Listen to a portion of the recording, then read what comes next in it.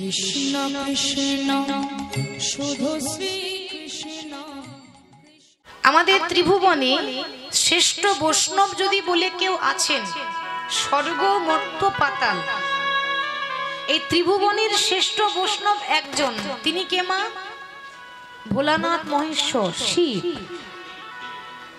এবার আপনারা বিচার করবেন, ভোলানাথ যদি পরম বৈষ্ণব হন তাহলে মা কে হবে?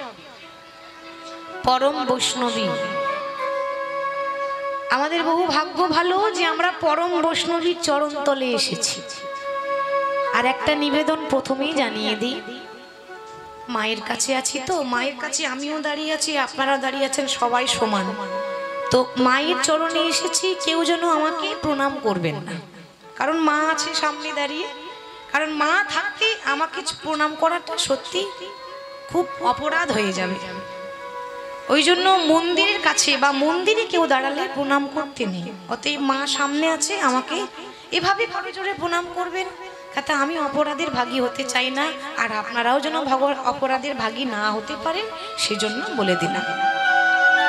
আজ সকল ভক্তদের চরণধুলো মস্তকে নিয়ে আমরা আস্বাদন করব একটি ভক্তের কথা, পরম ভক্ত, যার কথা আপনারা সবাই হয়তো শুনেছেন।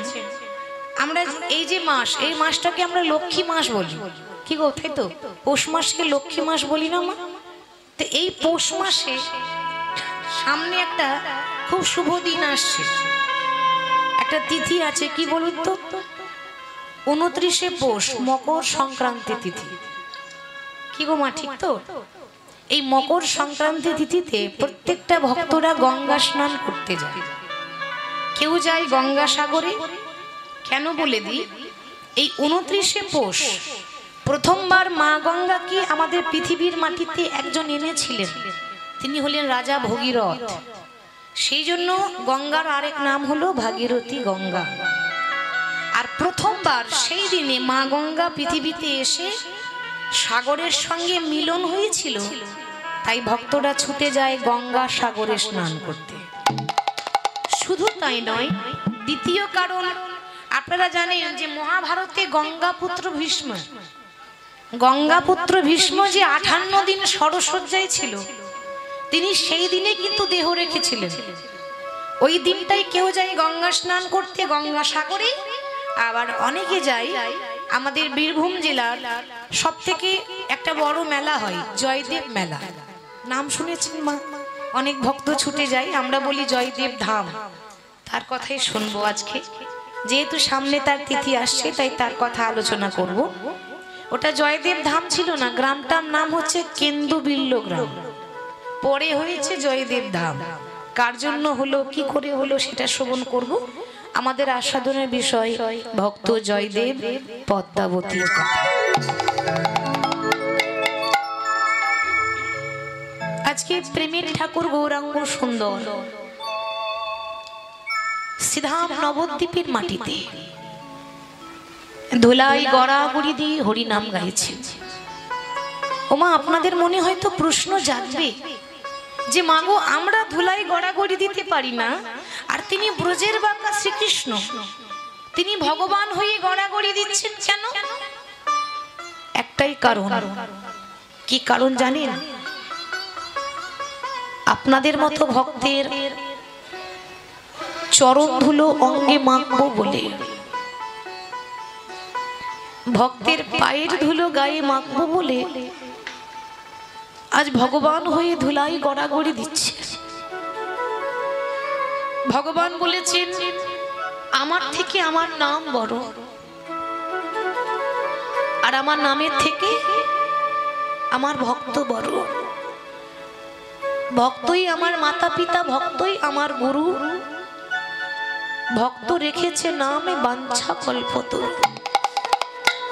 তিনি ভক্তের ভগবান, তাকে একমাত্র ভক্তি দিয়ে বশ করা যায়। তার প্রমাণ দিচ্ছে মা রামায়ণে। রামায়ণ গ্রন্থে একটা প্রমাণ আছে, এক ভক্ত ছিল, জাতিতে ছিল নিচু জাতের মেয়ে, চণ্ডালের মেয়ে, নাম ছিল শবরী, চণ্ডালিনী শবরী। তার দুর্ভাগ্য দেখুন, যখন মাত্র 5 বছর বয়সে সবরী, ছোট্ট মেয়ে, ভালো করে এখনো পর্যন্ত জ্ঞান হয়নি, ঠিক সেই সময়ে তার মা বাবা তাকে ছেড়ে ইহলোক ছেড়ে পরলোকে গমন করলো। মানে 5 বছর বয়সে সে নিজের বাবা মাকে হারিয়ে দিল। আর যেই না 5 বছর বয়সে নিজের বাবা মাকে হারিয়ে দিয়েছে, ও মা ভাবুন কোথায় যাবে একটা 5 বছরের ছোট্ট মেয়ে, মা নেই, বাবা নেই, কোনো ঠিকানা নেই, কোনো আশ্রয় নেই, বনে বনে ঘুরে বেড়াচ্ছে। বনটার নাম হলো পঞ্চবটির বন। ওই বনে বনে ঘুরতে ঘুরতে বলল, দয়াময়, এই জগতে সবাই বলে তুমি নাকি কাঙালের ঠাকুর, এ জগতে সবাই বলে তুমি নাকি দয়াল হরি। তুমি যদি কাঙালের ঠাকুর হয়ে থাকো, তুমি যদি দয়াল হরি হয়ে থাকো, তাহলে কি কাঙালিনীর প্রতি কোনোদিনও তোমার দয়া হবে না? ভগবান কি বলেছে জানেন মা? ভগবান বারবার একটা কথা বলে যে ভক্ত মোর এ জগতে যে করি আমার আশ, আমি তারই করি সর্বনাশ। মিলিয়ে দেখে নেন, আপনি জীবনে কারো ক্ষতি করেননি মা, জীবনে অন্যায় করেননি, আপনি সৎ পথে যাচ্ছেন, ভালো মানুষের ভালো করছেন, উপকার করছেন, কিন্তু জীবনে যত দুঃখ কষ্ট জ্বালা যন্ত্রণা ভগবান আপনাকে দিয়েছে। আমরা বারবার বলি না, প্রভু আমি তো কারো ক্ষতি করিনি, তাহলে তুমি কেন কষ্ট দিচ্ছ? ভগবান বলছে কেন হবে না, আমাকে ভালোবাসতে গেলে তোমাকে কাঙাল হতে হবে। আমার কাজই হচ্ছে তাকে কাঙাল করে দেওয়া। তবু আমার শান্তি হয় না, আমার দ্বিতীয় কাজ হচ্ছে তাকে রাস্তার ভিখারি করে দেওয়া। তবু যদি না ছাড়ি আমার পাঁচ, তারপর হই আমি তার দাসীর অনুদাস। কেউ যদি বলে দয়াময়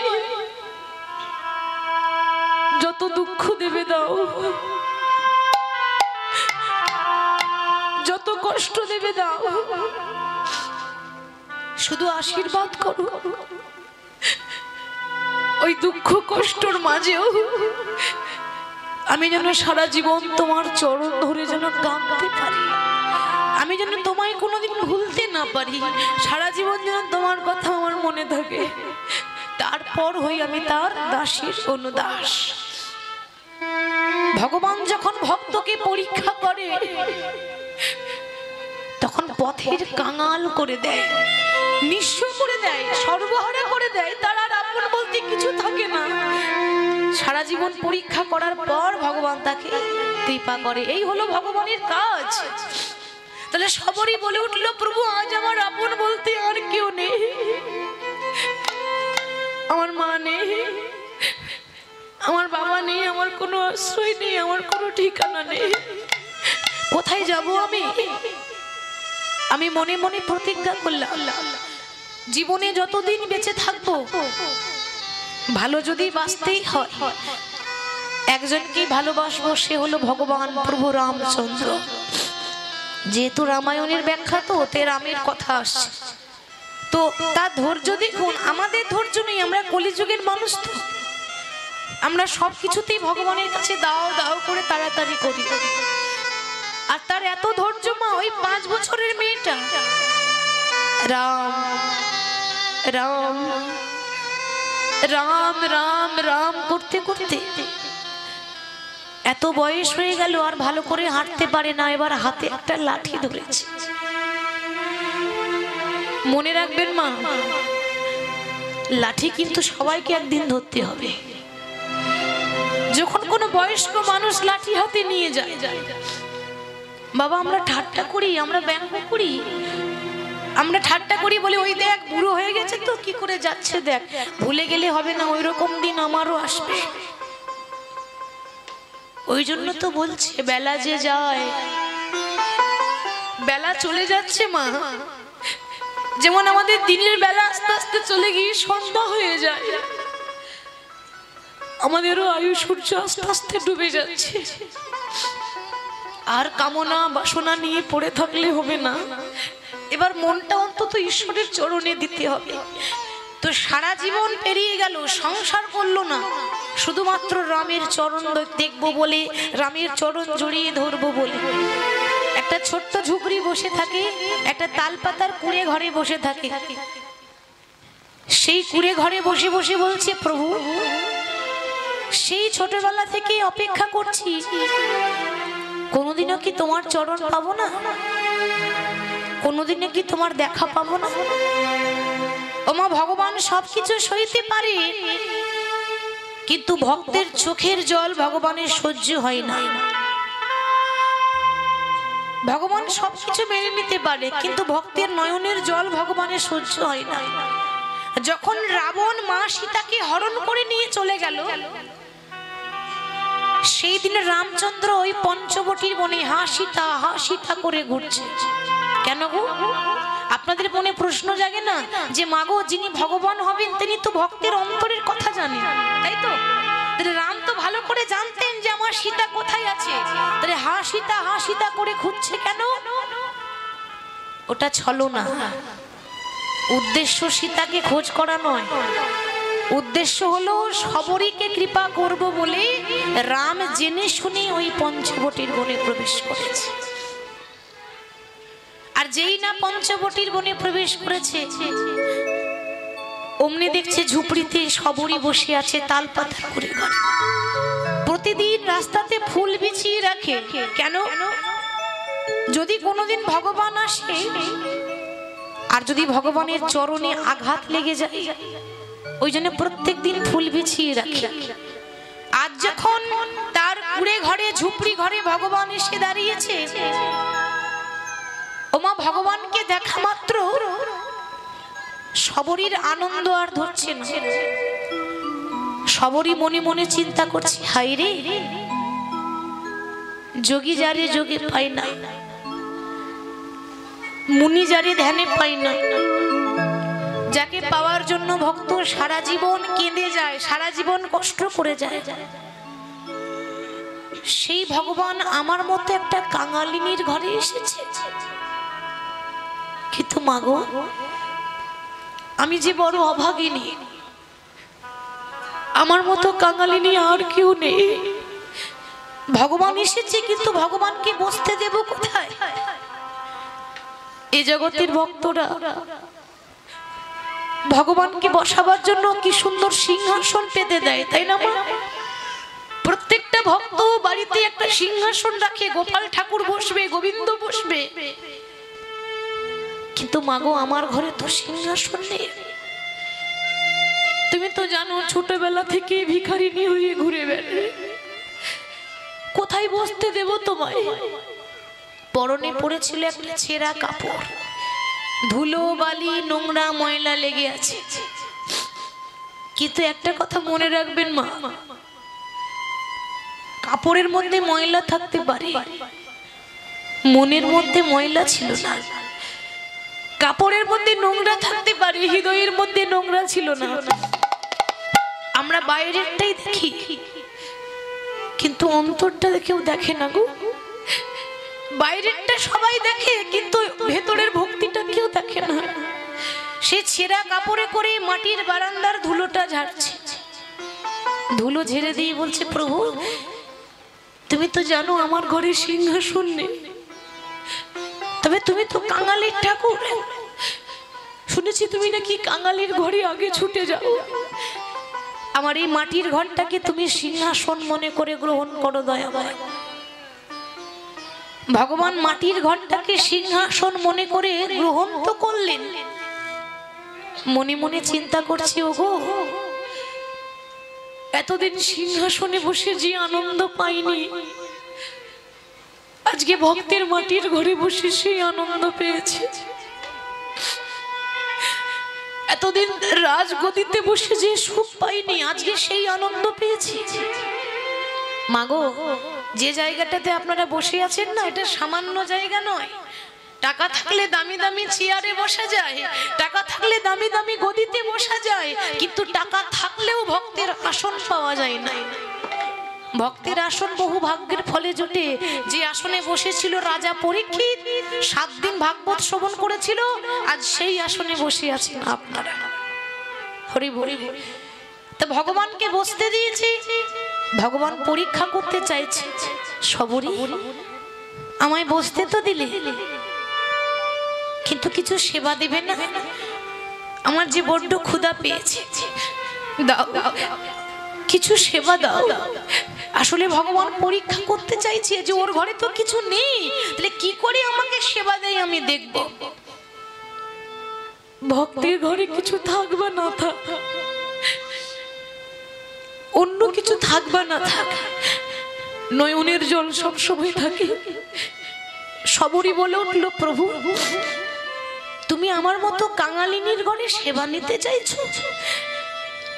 আমি হলাম একটা চণ্ডালের মেয়ে, আমাকে দেখে সবাই ঘৃণা করে চলে যায়, অবহেলা করে চলে যায়, আর তুমি আমার ঘরে সেবা নেবে? বেশ, তুমি তুমি একটু বসো, আমি যেমন করে হোক তোমার সেবার ব্যবস্থা করছি। ভগবানকে বসিয়ে রেখে সবরীর পঞ্চবটির বনে বনে ঘুরছে। ঘুরতে ঘুরতে ঘুরতে ঘুরতে হঠাৎ সামনে একটা কুল গাছ দেখতে পেল মা, যে কুল খাই আমরা। সেই কুল গাছ দেখতে পেয়ে নিজের শাড়ির আঁচলে করে অনেকগুলো কুল পেরেছে, কিন্তু মনে মনে লজ্জা করছে। কেন মা? ও মা, ভগবান তো রাজভোগ খায়, ভগবান তো 56 ভোগ খায়, এই কুল দিয়ে কি ভগবানকে সেবা দেওয়া যায়? কিন্তু ভগবান কি একবারও বলেছে যে আমাকে 56 ভোগ দিতে হবে? ওমা, ভগবান কি একবারও বলেছে যে আমাকে রাজভোগ দাও? ভগবান বলেছে, ভক্তবর আমাকে দেওয়ার মতো যদি তোমাদের কাছে কিছু নাও থাকে, নাইবা রইল। এ জগতে প্রত্যেকটা ভক্তকে আমি একটা করে গঙ্গা আর একটা করে যমুনা দিয়েছি, 2টি নয়ন। কেউ যদি কিছু নাও দিতে পারে, 2টি নয়ন জলে বরিশন করে 2 ফোঁটা চোখ থেকে জল ফেলে যদি বলে, প্রভু আমি তোমার হলাম বলে যদি কেউ ডাকতে পারে, আমি জন্ম জন্মান্তরের মতো তার কাছে দাস হয়ে যায়নি। তাই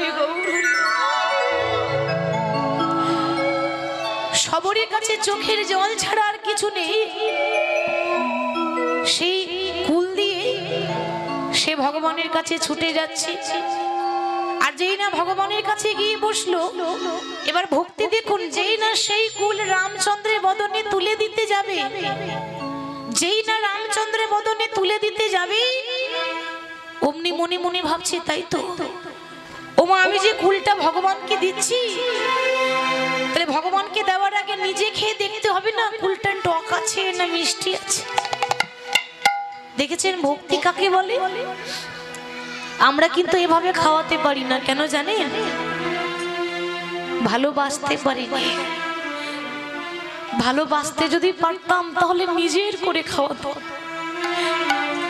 এই জগতে যখন আমাদের সন্তানকে যখন কিছু খাওয়াই, একবার নয় মা 10 বার যাচাই করি, খাবারটা বাসি নয় তো, খাবারে কিছু পড়েনি তো।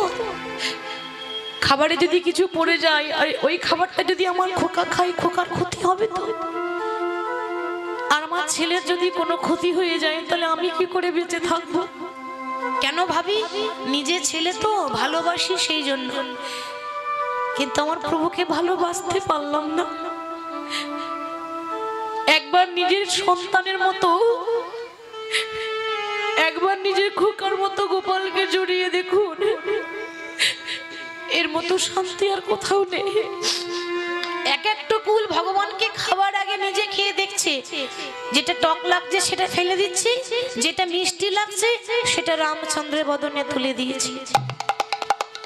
ভগবান মনে মনে ভাবছে যে এই জগতে আমাকে মন্ত্রে তন্ত্রে সবাই ডাকে, যে যেমন করে আমাকে পারে সবাই ডাকে, কিন্তু এই সবরীর মতো কেঁদে কেঁদে এইভাবে চোখের জলে আমায় ভেসে কেউ ডাকে না, এইভাবে কাঁদতে কাঁদতে গজন ডাকতে পারি?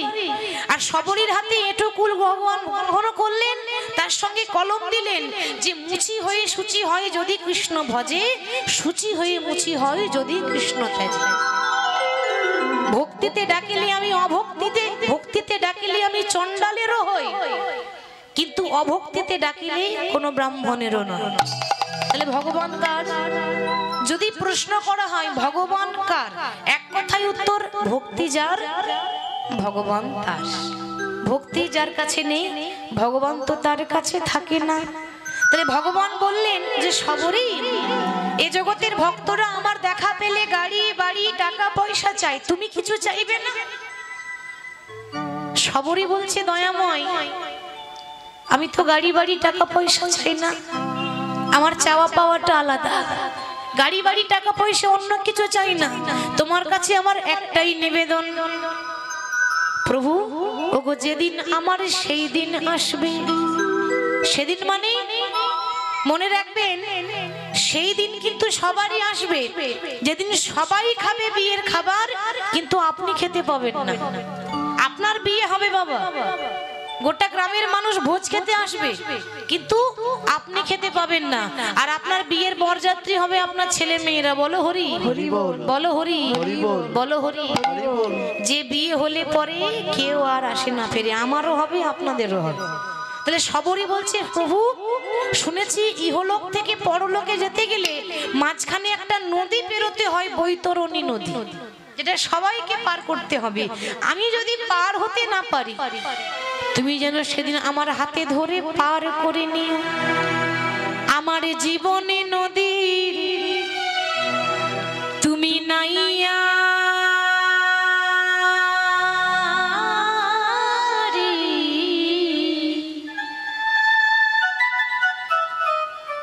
আমার ভবের খেলা সঙ্গ হলো রে,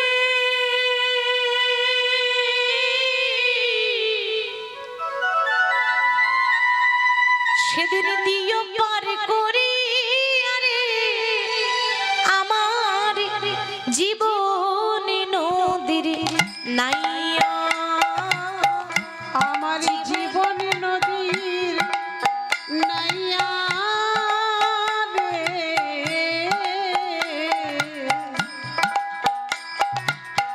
আমার ভবের খেলা সাঙ্গ হলো রে, দিও পার করিয়া আমার জীবন নদীর নাইয়া। আমরা যে খেলা খেলছি মা সংসারে, এটা তো ভবের খেলা। এই সংসারে যেমন হাট বসে, বাজারে হাট বসে, হাট ভেঙে যায়, ওরকম আমরা হাট বসিয়েছি, একদিন আমাদেরও হাট ভেঙে যাবে বাবা। সেদিন জীবনে নদী তুমি নাইয়া রে,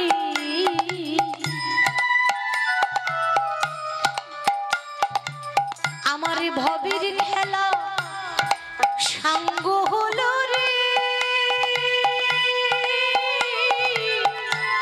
দিও পার করি আরে আমার জীবন নদীর নাইয়া, আমার জীবন নদীর নাইয়া রে,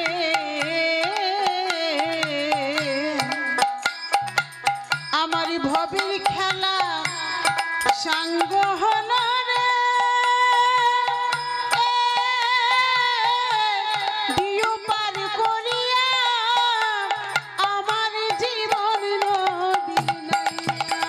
আমি কামনা বাসনার হাতে বেঁধেছিলাম বাসা, আমি কামনা বাসনার হাটে বেঁধেছিলাম বাসা, আমি কামনা বাসনার হাতে বেঁধেছিলাম বাসা, আমি কামনা বাসনার হাতে বেঁধেছিলাম বাসা, আজ সেই বাসায় আমার ভেঙে গেল রে,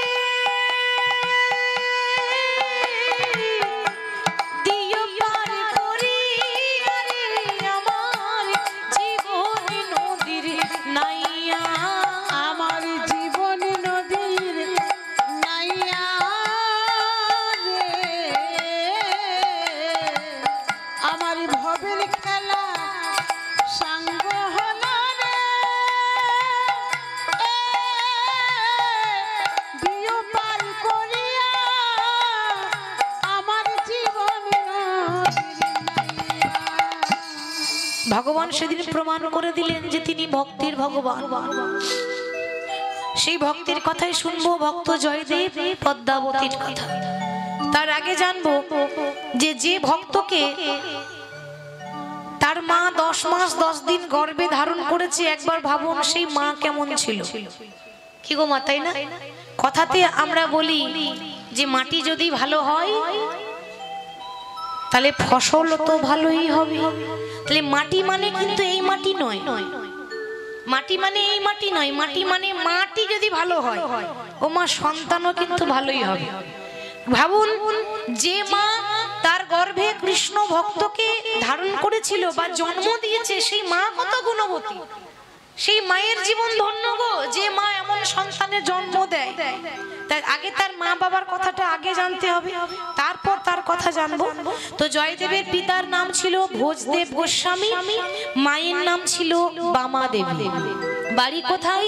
বীরভূম জেলার অজয় নদীর তীরে কেন্দুবিল্ল গ্রাম। ব্রাহ্মণ এবং ব্রাহ্মণী একটা তালপাতার কুড়ে ঘরে তারা বাস করত আর রাধা মাধবের সেবা দিত। তাই মহাজন বললেন, দেখো দেখো কেন্দুবিল্ল নামে গ্রাম, নিতাই গৌর হরি বল হরি বল। অজয় নদীর তীরে কেন্দ্রবিল্ল নামে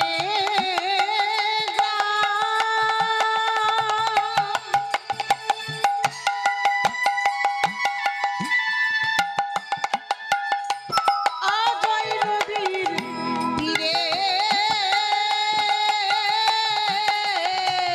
কেন্দুবিল্ল নামে গ্রাম।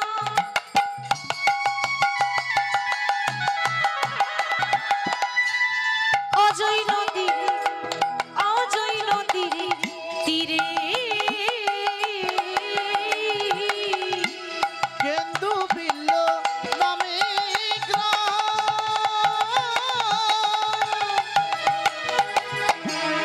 অজয় নদীর তীরে আহা ভোজদেব নামে ব্রাহ্মণ তথাই বাস করে ভোজদেব নামে ব্রাহ্মণ তথাই বাস করে। ওগো অতি নিষ্ঠাবান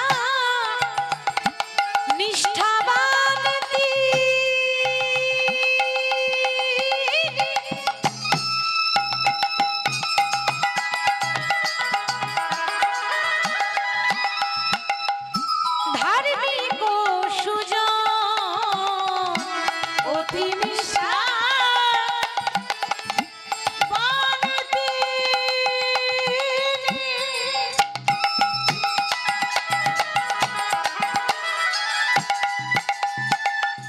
ধার্মিক সুজন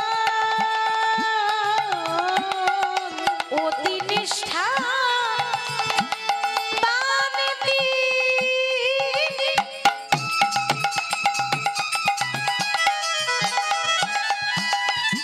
ধার্মিক ও সুজন, অতি নিষ্ঠাবান তিনি ধার্মিক সুজন। আবার বামা দেবী পত্নী তাহার করে গৌর ভজন গৌর। বামা দেবীর পত্নী তাহা করে গৌরব গান। আর বামা দেবী পত্নী তাহার গৌর ভজন গৌর। বামা দেবীর পত্নী তাহা করে গৌরব গান। তাদের শয়নে গৌর স্বপনে গৌর, তাদের শয়নে গৌর স্বপনে গৌর। তাদের শয়নে গৌর স্বপনে গৌর। শয়নে গৌর স্বপনে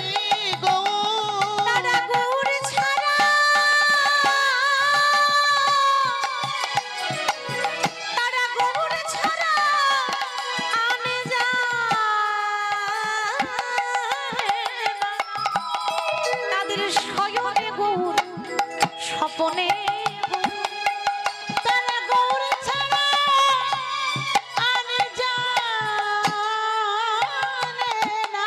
সদাই গৌর গৌর গৌর বলে। তারা গৌর উলুধ্বনি নিলাম। আর জানে না। সদাই গৌর গৌর গৌর বলে। তারা গৌর ছাড়া আর জানে না। তাদের শয়নে গৌর স্বপনে গৌর। তারা গৌর ছাড়া আর জানে না। তাদের শয়নে গৌর স্বপনে গৌর। গৌর ছাড়া আর জানে না। গৌর স্বপনে গৌর গৌর ছাড়া আর জানে না। শয়নে গৌর স্বপনে গৌর গৌর ছাড়া আর জানে না। শয়নে গৌর স্বপনে গৌর গৌর ছাড়া আর জানে না। শয়নে গৌর স্বপনে গৌর গৌর ছাড়া আর জানে না। শয়নে গৌর স্বপনে গৌর গৌর ছাড়া আর জানে না। শয়নে গৌর স্বপনে গৌর গৌর ছাড়া আর জানে না। শয়নে গৌর স্বপনে গৌর গৌর ছাড়া আর জানে না। শয়নে গৌর স্বপনে গৌর গৌর ছাড়া আর জানে না। দেখো শয়নে গৌর স্বপনে